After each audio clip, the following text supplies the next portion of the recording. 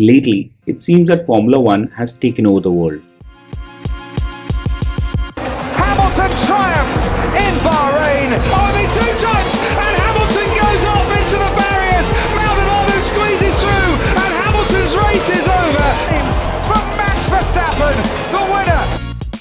Though the sport was popular among European countries for years, today we can say it has a global outreach with fans all around the world going crazy about it.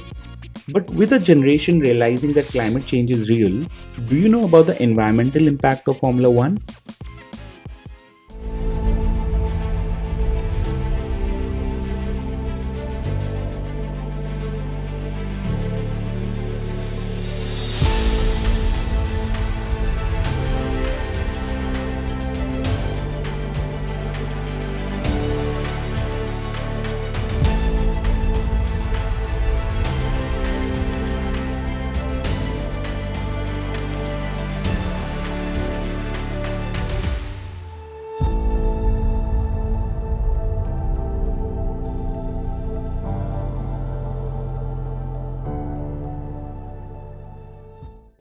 So I recently completed Drive to Survive, and even though I have mixed feelings about the show, the sport itself has got my attention.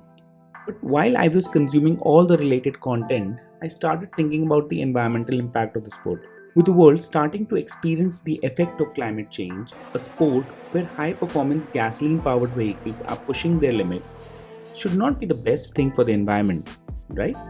But as it turns out, the answer is a lot more complicated than it first appears to be. First of all, Formula One car emissions over a season constitute about 0.7% of its total carbon footprint. The major culprit here is logistics, accounting for over 45%. Now, that's because F1 is different. In Formula One, they don't just travel with cars, mechanics, and components. They bring mobile headquarters and hospitality centers for local guests and high roller sponsors. The Formula One Championship is spread across 5 continents with 21 races in a season. And when we talk about climate change, flying with all this cargo to various locations is going to significantly impact the footprint of the sport. Also, teams do ship their cargo as well, but the way races are scheduled at times, they have to fly a lot of it to the next race's location.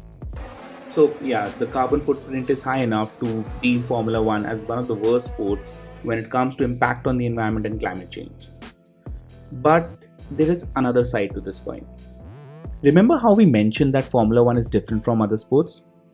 Well, another difference is that it's more of a science project than a sport. Think of it as a space program for roads. A project where Formula One cars are required to be pushed to such an extreme limit that new efficient technology has to be incorporated to make it work. This new advanced and efficient technology then trickles down to our passenger vehicles. To give you a perspective, Formula One cars can't refuel during the race, so the engines have to be efficient enough to last the entire race.